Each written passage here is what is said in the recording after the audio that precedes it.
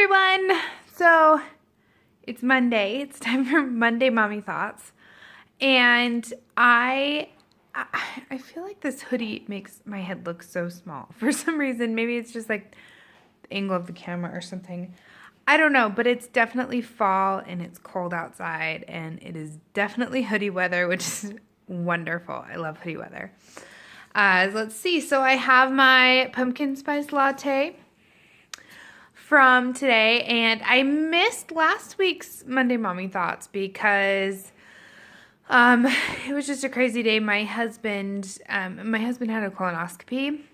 He has one every 2 years. He was diagnosed with ulcerative colitis, I think, when he was 17 years old.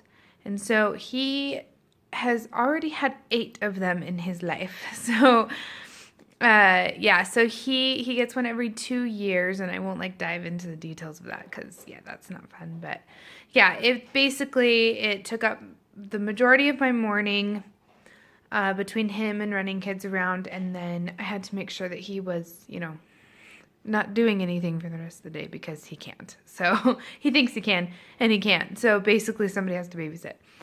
And I totally missed last Monday, but I'm excited to talk to you today because I really love this. I think this is just kind of a fun thing. These are just random thoughts that I have. So this week I've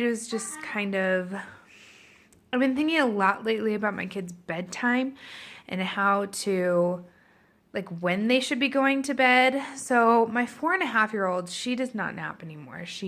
And I know that that's normal for them to be not napping around this time or getting rid of a nap.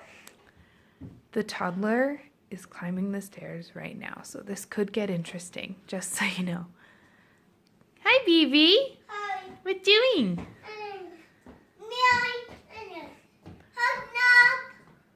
You need a nap? What do you need a nap for? Oh, is your toy taking a nap? I don't know what's going on. Okay, so my 4.5-year-old does not nap anymore, and I think she does just fine with the nap, but I feel like it's really hard to get her up in the mornings. And I also feel as though she just gets really tired at night. So part of me was like, how much sleep do they need to be having in a day? And so I started doing some research, and I'll link some of the graphs that I found if I can below. I think I can link an image, but I haven't tried it before, so we'll see. So basically I found a graph or a chart that tells you when your kids should be going to bed and how much sleep they should be having. So based off of the time that I have to wake them up in the morning, which is 7 o'clock in the morning, Peyton and Kaya should both be going to bed at they should both be getting 11.5 hours of sleep at night, and then Kaya, the 2-year-old, needs at least an hour and a half nap during the day. The other research that I found is that that's Snow White, not Elsa. Silly. Oh, Snow White. Snow White. Good job. She had a toy underneath her shirt, and she said it was napping. It's a little Snow White figurine. So anyway, the other thing that they need to do is that you need to make sure that there is at least 5 hours in between when they wake up from their nap and when they go down for bed at night. So based off of the time they need to be waking up in the morning, both of the girls need to be in bed by 7:30. 7:30. That is so early to me. So, we have dinner at between 6 and 6:30. They need a bath. We do the bath. We get them ready for bed. We literally have, after all of that, we have 15 minutes to read a story and get them in bed. And it just feels really rushed. However, when I have been trying it, it's been kind of cool because, my husband and I get some more adult time, which is nice. And they don't seem to be waking up any earlier than they usually do. But it's really hard to stay consistent with a 7:30 bedtime. So I don't know. I feel like if I were more consistent with it, I would be able to tell if it's worth it or not. But I don't know. What are your thoughts? What time do your kids go to bed? How old are they? What do you think of this chart? I mean, I know as adults we don't get nearly as much sleep as we should. Like, they say, I think a while ago it was 6 to 8 hours. They said that grown-ups needed 6 to 8 hours of sleep every night.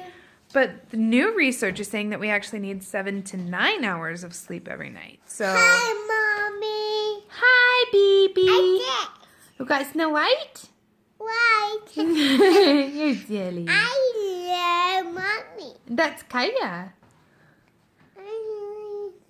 Yes, She's so funny. So, yeah, I don't know. It's really tough to stay consistent with the 7:30 bedtime. Like, we pretty much can't do anything at night at all. We can't have any sort of appointments at night, or we have to have a really rushed dinner, or not do bath night, or, so you really have to think about it to get your kids in bed that early. And some kids I know are waking up at 6 o'clock in the morning. Like, that's an early bedtime. Like, we're talking 6:30 if they have to be up at 6 o'clock in the morning. Like, that's crazy to me. I don't know how that I don't know how that works. But I mean, if you have any thoughts or ideas, if you think that's ridiculously early, or if you think that's too late, like, that would be interesting to hear too. Or, any ideas on how to stay consistent when it comes to an early bedtime for your kids.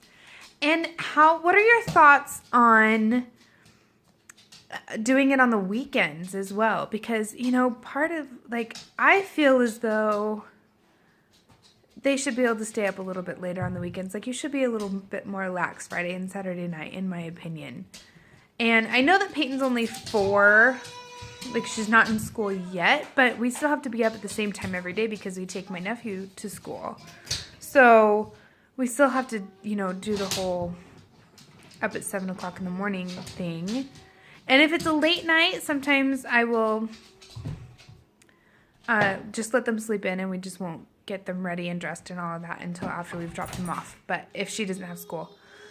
So I don't know. What are your thoughts? I'm really curious. So let me know, and I'll try to link those images below, and I will talk to you guys next week. Bye.